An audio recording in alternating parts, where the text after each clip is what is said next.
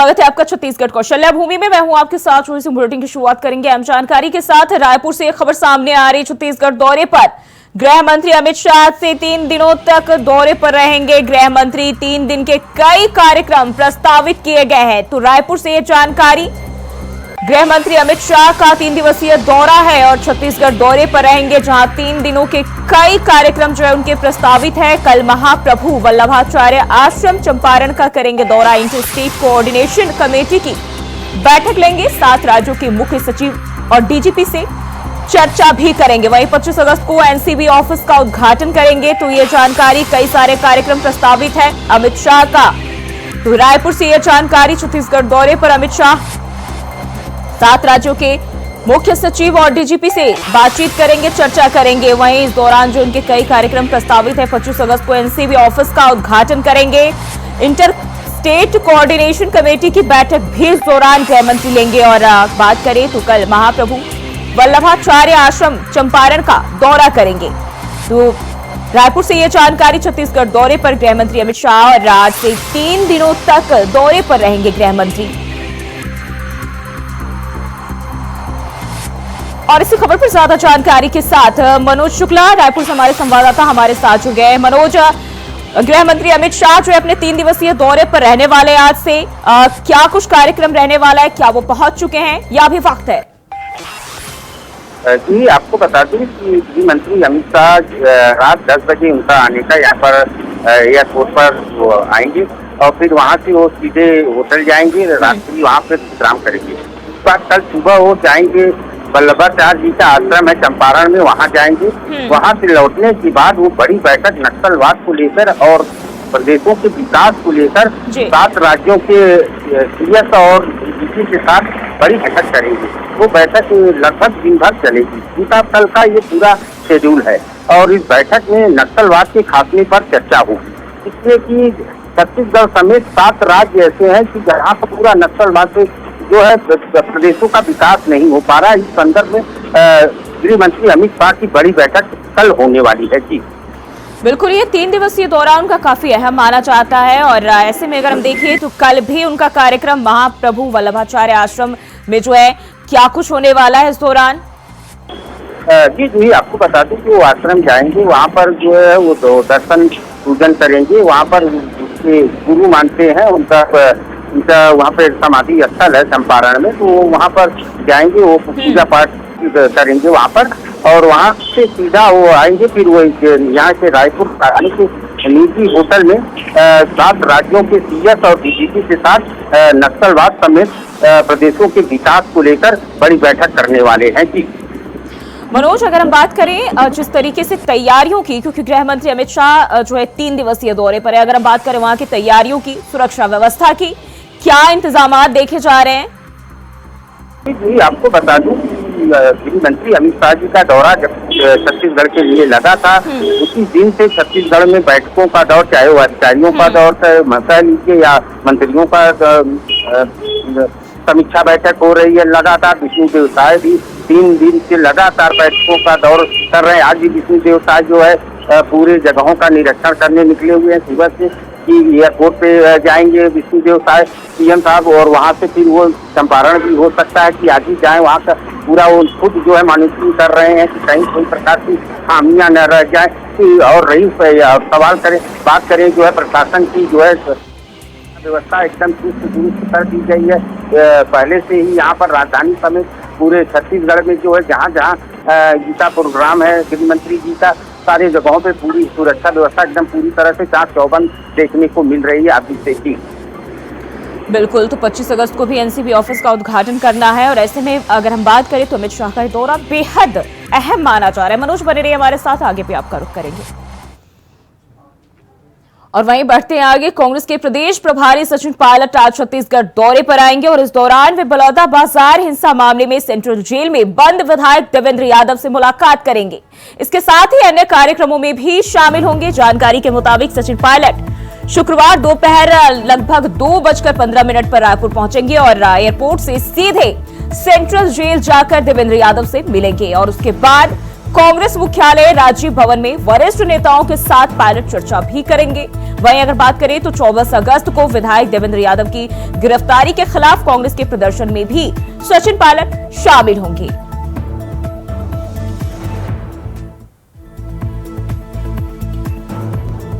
तो बलौदाबाजार हिंसा मामले में जो है कांग्रेस के विधायक जेल में बंद है और उनसे जो है सचिन पायलट मुलाकात करेंगे। छत्तीसगढ़ दौरे पर सचिन पायलट और गिरफ्तारी के खिलाफ जो है कांग्रेस का विरोध प्रदर्शन जो है होने वाला है और इसमें जो है सचिन पायलट शामिल होंगे। कांग्रेस विधायक की गिरफ्तारी को लेकर तो जेल में सचिन पायलट जो है जाकर अपने विधायक से मुलाकात करेंगे और बलौदाबाजार हिंसा मामले में जो है कांग्रेस विधायक की गिरफ्तारी हुई और इसी को लेकर कांग्रेस जो है प्रदर्शन करने जा रही है, जिसमें कांग्रेस प्रदेश प्रभारी सचिन पायलट शामिल होंगे।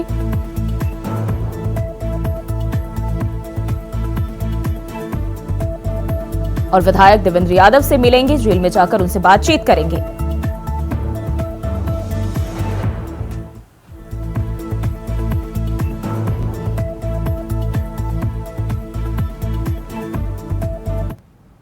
बढ़ते आगे छत्तीसगढ़ में स्वास्थ्य विभाग ने सरकारी डॉक्टरों की निजी अस्पतालों में प्रैक्टिस पर प्रतिबंध लगा दिया है। स्वास्थ्य विभाग ने इसे लेकर एक निर्देश भी जारी किया।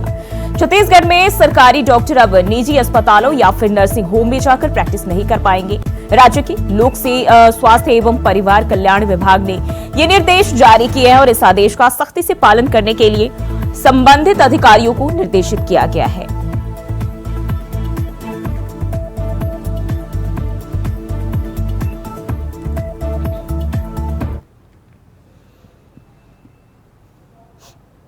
तो निजी अस्पतालों में प्रैक्टिस पर रोक और अधिकारियों को सख्त निर्देश दिए गए हैं। तो स्वास्थ्य विभाग की ओर से ये निर्देश अधिकारियों के लिए तो निजी अस्पतालों में प्रैक्टिस पर रोक लगाई गई है। सरकारी डॉक्टरों के बाहर प्रैक्टिस पर रोक लगाई गई है।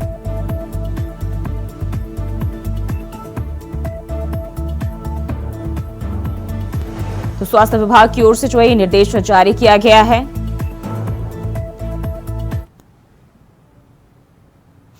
और सीधे चलते चमोली, जहां सीएम पुष्कर सिंह धामी लाइव है, कृष्ण जन्माष्टमी महाकौथिग मेले का शुभारंभ कर रहे हैं।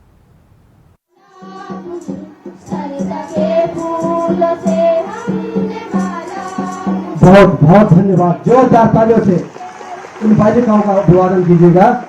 और मैं मंच पर तुरंत बुलाना चाहता हूँ श्री प्रेंद्र सिंह रावत जी, अध्यक्ष माईथान सेवा समिति, और आपके साथ मंजू देवी बच्छवाड़ से और श्रीमती हंसी देवी जलचौरा बल्ला से आपके द्वारा माननीय मुख्यमंत्री श्री पुष्कर सिंह धामी जी उत्तराखंड सरकार का पुष्प गुच्छ देकर स्मृति मालाओं और शॉल भेंट करके सम्मान किया जाना है।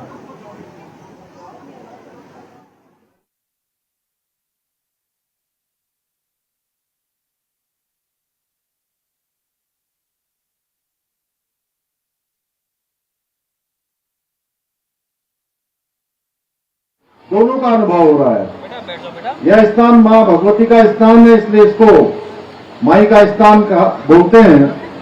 और जो बाद में माई थान हो गया, यहाँ आयोजित होने वाला ये मेला, ये कृष्ण महोत्सव हमारी संस्कृति का एक प्रमुख मेला है।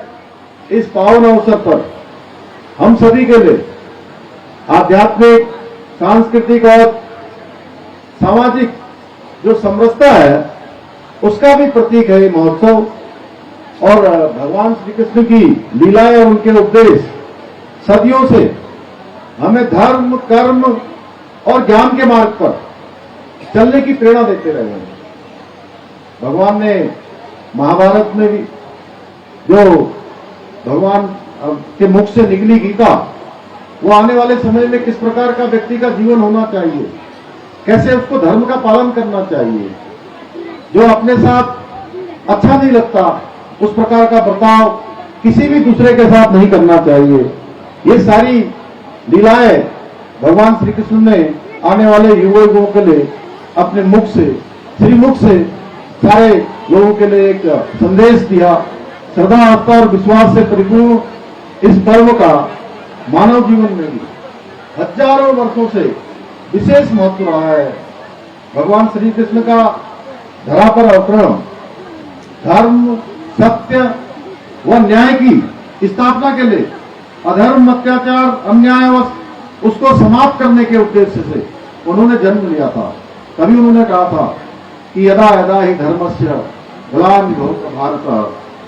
भाइयों बहनों, जब जब धर्म की हानि हुई तब तक भगवान श्री कृष्ण ने विभिन्न अवतारों में जन्म लिया और उसकी रक्षा के लिए, अधर्म के नाश के लिए उन्होंने जन्म लेकर गीता में भी यही बात कही कि यदा यदा इस धर्मस्य ग्लानिर्भवति भारत। गीता में दिए गए उनके जो अमूल्य संदेश हैं वो आज भी हम सबको दिशा देने का काम करते हैं। हम सबके मानव जीवन को कहीं न कहीं आगे बढ़ाने का। और बढ़ते हैं आगे। रायपुर में कांग्रेस ने केंद्र सरकार के खिलाफ हल्ला बोल दिया है। इंडियनबर्ग की रिपोर्ट पर ईडी दफ्तर का कांग्रेस ने घेराव किया। प्रदर्शन के दौरान पूर्व मुख्यमंत्री भूपेश बघेल को कार्यकर्ताओं ने कंधे पर उठाकर आगे बढ़े और इस दौरान पुलिस के साथ प्रदर्शनकारियों की हाथापाई भी हुई। इस दौरान पूर्व सीएम ने कहा कि केंद्र में कांग्रेस की सरकार बनते ही ईडी सीबीआई की भी जांच कराएंगे। रायपुर में आयोजित इस प्रदर्शन में प्रदेश कांग्रेस अध्यक्ष दीपक बैज, नेता प्रतिपक्ष डॉक्टर चरणदास महंत, पूर्व मुख्यमंत्री भूपेश बघेल, पूर्व मंत्री सत्यनारायण शर्मा के साथ हजारों की संख्या में कांग्रेसी शामिल हुए।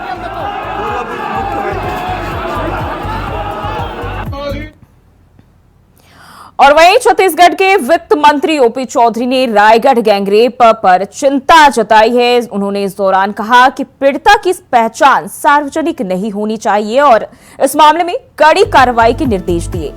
रायगढ़ में एक आदिवासी महिला के साथ रक्षाबंधन के दिन गैंगरेप हुआ था और महिला रक्षाबंधन के दिन मेला देखने जा रही थी, तभी इस वारदात को अंजाम दिया गया था। महिला के एक दोस्त समेत 8 पर गैंगरेप के आरोप लगे हैं और पुलिस ने मामले में 7 आरोपियों को गिरफ्तार कर लिया है, जिनमें एक नाबालिग भी बताया जा रहा है। वहीं घटना को लेकर प्रदेश में सियासत तेज हो गई है। घटना को लेकर छत्तीसगढ़ के वित्त मंत्री ओपी चौधरी ने कहा कि दोषियों के ऊपर कड़ी कार्रवाई की जाएगी।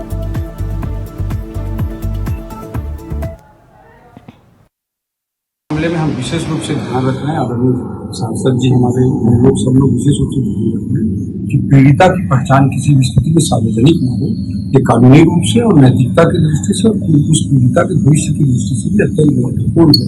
इसलिए सीधा मिलना, सीधा जाना, ये सब ना करके इनडायरेक्ट वे में हम लोग प्रशासन, पुलिस के माध्यम से भी और सीधे तौर पे टेलीफोनिक बातचीत करके लगातार मामले को कार्रवाई सुनिश्चित कराते हैं। घटना घटित हुई उसके 24 घंटे के अंदर पुलिस ने एफआईआर दर्ज कर लिया था। एफआईआर दर्ज हुई उसके 24 घंटे के अंदर 8 में से 7 आरोपी अरेस्ट किए गए और जो 8वां आरोपी था वो दिशा में आज पता चला है कि मृत अवस्था में पाया गया है। और इसके अलावा जो पीड़िता है उसके परिजन है उनको आरोपी की ओर से किसी तरह दबाव न डाला जा सके, इसलिए भी पुलिस विशेष ध्यान देकर है।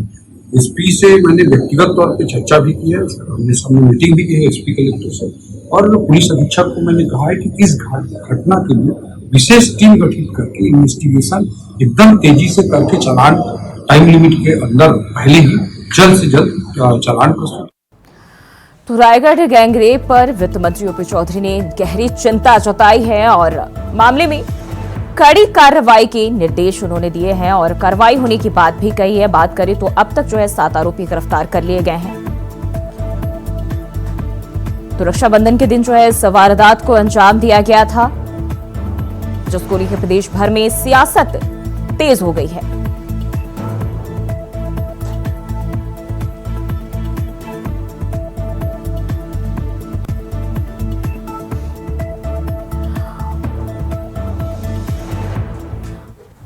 तो मामले में कड़ी कार्रवाई के निर्देश दिए गए हैं और हमारे साथ प्रीति उपाध्याय शुक्ला, महासचिव प्रदेश और महिला कांग्रेस जुड़ चुकी हैं। बहुत बहुत स्वागत है मैडम आपका। साथ ही साथ लक्ष्मी वर्मा, प्रवक्ता बीजेपी, भी हमारे साथ जुड़ चुकी है। सबसे पहले प्रीति उपाध्याय, मैं आपके पास आना चाहूंगी। जिस तरीके से प्रदेश में जो घिनौनी वारदात को अंजाम दिया गया है, आप किस तरह से देखती है, आपके क्या कुछ कहना है इस पर? अभी अभी आपने कहा ना कि कड़ी कार्रवाई के निर्देश दिए। अरे कार्रवाई या किसी भी तरह का कड़ाई से तब सख्ती से पेश आया जा सकता है जब सब आरोपी गिरफ्तार हो जाएं। इस मामले में सुनने में आया 16 से 18 लोग शामिल थे, जिसमें से मात्र 6-7 लोगों की गिरफ्तारी हुई है, एक नाबालिग को मिलाकर, और एक नाबालिग की तो संदिग्ध हालात में मृत्यु तक हो गई। तो यहाँ पर कठोर कार्यवाही नहीं, यहाँ तो बहुत कुछ छिपाने की कोशिश हो रही है। और ये सरकार इतनी विफल है महिला सुरक्षा के मामले में कि यहाँ अभी हम लोग कोलकाता के मामले का मलहम तक नहीं लगा हम महिलाओं के दर्द पर। ये रायगढ़ की तो घटना होती है, साथ साथ में भानु प्रतापपुर में सामूहिक दुष्कर्म की सूचना मिलती है। तो ये भारतीय जनता पार्टी की जो ट्रबल इंजन की सरकार है, इसने ट्रबल यानी मुसीबत खड़ा करके रख दिया है महिला सुरक्षा के नाम पर। देखिए सबसे बड़ी बात, एनसीआरबी के डेटा पे जाते हैं, पिछले 10 सालों में जितने रेप हुए हैं उस 3,60,000 के करीब का आंकड़ा है। 90 रेप प्रतिदिन। मुख्यमंत्री जो ममता बनर्जी ने प्रधानमंत्री को पत्र भी लिखकर इस बारे में बात करी है। तो सबसे महत्वपूर्ण, देखिए हम भी एक महिला है, जूही जी आप भी और लक्ष्मी जी यहाँ जुड़ी हुई हैं हमारे संग। राजनीति से ऊपर उठ करके भी हमें बात करने की बहुत ज्यादा आवश्यकता है। और ये 90 रेप अगर हमारे देश में रोज हो रहा है और ये हर राज्य में हो रहा है, इसमें कोई दो राय नहीं है, पार्टी किसी की भी हो, हर राज्य में हो रहा है, तो ये बहुत हद तक सामाजिक बुराई है। और बिल्कुल लक्ष्मी वर्मा जवाब दीजिए, यहाँ कांग्रेस पार्टी की ओर से साफ तौर पर कहा जा रहा है कि अब डबल इंजन नहीं ट्रबल इंजन की सरकार है। देखिए निश्चित रूप से जो भी घटना इस तरह घटती है वो बहुत ही विभिन्न और दुर्भाग्यजनक है। इसे कहीं भी किसी भी स्थिति में नहीं कहा जा सकता कि ऐसी घटनाएं जो है प्रदेश के लिए, प्रदेश में बेटियों के लिए ठीक है। प्रीति जी अभी कह रही थी कि देश के लिए निश्चित रूप से इसमें कड़ी कार्यवाही करने के निर्देश दिए गए हैं। फास्ट ट्रैक के माध्यम से जो इस तरह की महिलाओं के साथ अनाचार अत्याचार की घटनाएं घटती है उसके लिए सख्त कार्यवाही भी करने के आदेश दिए गए हैं और हो भी रहा है। छत्तीसगढ़ के परिप्रेक्ष्य में अगर बात करूं तो बहन कह रही थी कि वहां पे 17-18 लोग थे, करीब 8 लोगों की जो जानकारी उस घटना के दौरान जो आई है उसमें 7 लोग ऑलरेडी गिरफ्तार कर लिए गए हैं और वहां पे जो भी अपराधी उसे बख्शा नहीं जाएगा। ये विष्णुदेव साय की सरकार है, अपराधी जो है उसमें कहना चाहिए। देखिए क्या है, कहीं ना कहीं आज लगातार जो बहनें हैं सही में ये राजनीति से ऊपर उठ के एक जन जागरण के माध्यम से कैसे समाज में जागरूकता लाए। लेकिन मैडम 60 लोग इसमें मामले में जो है 8 लोग थे और 8 लोगों के आपने अभी कहा कि 8 लोग जो इसमें शामिल थे, उन्होंने 17-18 का जिक्र किया, आपने कहा 8 लोग, 7 की गिरफ्तारी हुई, 8वां कहाँ है? देखिए एक जो है वो उसके मौत की खबर आ रही है ना, नाबालिग की। तो इस तरह जो पुलिस है वो अपनी कार्यवाही सख्ती के साथ कर रही है। ऐसा नहीं है कि कोई घटना घटी और उस पर कार्यवाही नहीं की जा रही है, रिपोर्ट नहीं लिखी जा रही है। ये इस तरह के भी वाकयात इस प्रदेश में हुए हैं, लेकिन ये सरकार बहुत ही संजीदगी के साथ में, देखिए अपराध को रोकने के लिए कड़ी से कार्यवाही की जा सकती है और सारा चीज वो पूरा हो रहा है, पूरी तरह से अपराध खत्म हो जाए इस ओर भारतीय जनता पार्टी कदम बढ़ा रही है। क्योंकि छत्तीसगढ़ जैसे प्रदेश में लगातार जूही आई वांट टू कम इन। जूही जी बिल्कुल, हाँ आप अपनी जूही जी हमें भूलना नहीं है एक बात कि सावरकर ने तो ये कहा है कि रेप को एक पॉलिटिकल टूल की तरह यूज किया जाना चाहिए और यही भारतीय जनता पार्टी करती है। कोलकाता में इनका खून खौल रहा था और महाराष्ट्र के बदलापुर में नहीं आ रही है वो बदले की भावना।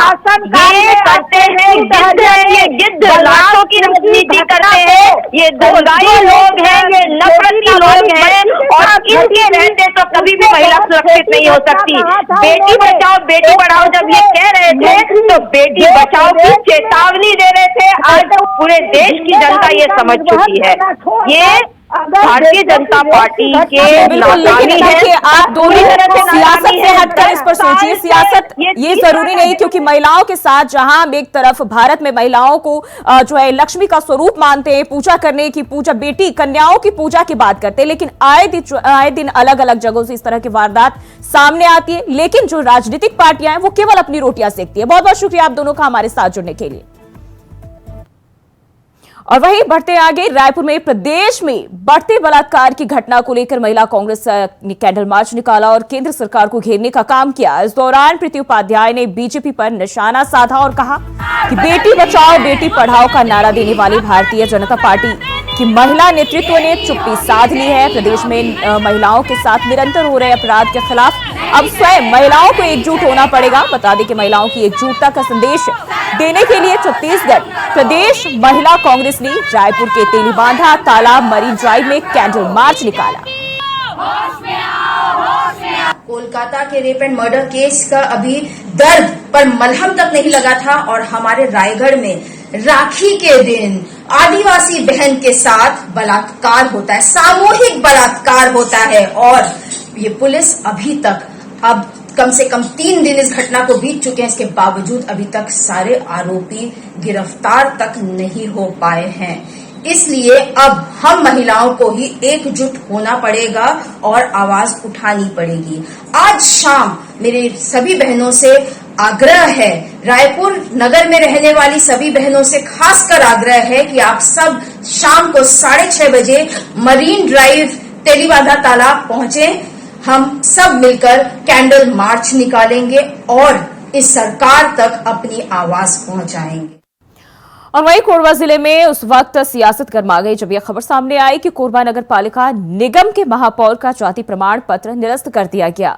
यह खबर फैलते ही निगम चुनाव के पहले कोरबा की सियासत गर्मा गई। भारतीय जनता पार्टी ने कांग्रेस के महापौर पर हमलावर होते हुए उनके खिलाफ एफआईआर दर्ज करने की मांग की है। साथ ही महापौर के ऊपर हुए अब तक के खर्च की रिकवरी के साथ साथ जनता से माफी मांगने और पद से इस्तीफा देने की मांग भी तेज कर दी है। महापौर चुनाव के वक्त भाजपा से प्रत्याशी रही रितु चौरसिया ने महापौर राजकिशोर प्रसाद के फर्जी जाति प्रमाण पत्र पेश करने का आरोप लगाया था, जिसे सच साबित करने के लिए रितु चौरसिया को 4.5 साल का वक्त लग गया और अंत में आदिम जाति विभाग के प्रमुख सचिव की अध्यक्षता वाली उच्च स्तरीय छानबीन ने कोरबा से कांग्रेस के महापौर का जाति प्रमाण पत्र निरस्त कर दिया।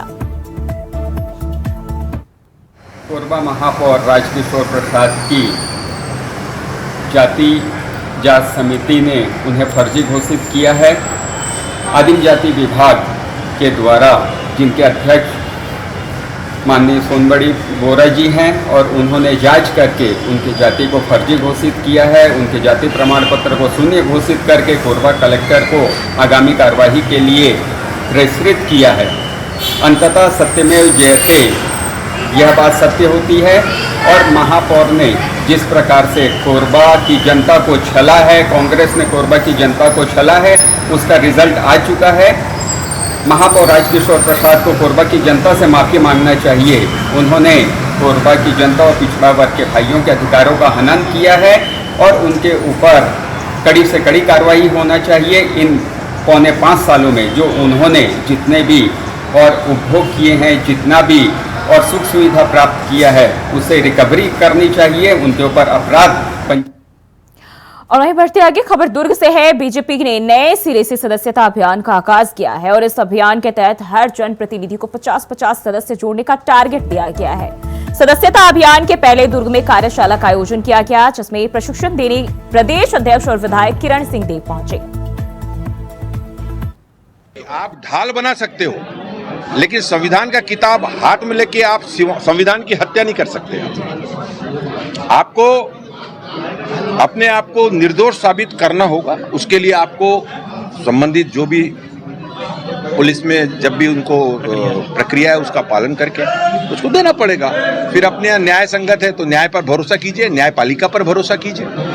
लेकिन इस तरीके से और एक वहाँ पर उनकी फाइंडिंग पाई गई, अगर उनकी संलिप्तता पा गई है तो निश्चित रूप से और कोई कारण नहीं है। और छत्तीसगढ़ को शल्य भूमि में फिलहाल के लिए बस इतना ही। खबरों के लिए बने रहिए इंडिया वॉइस के साथ।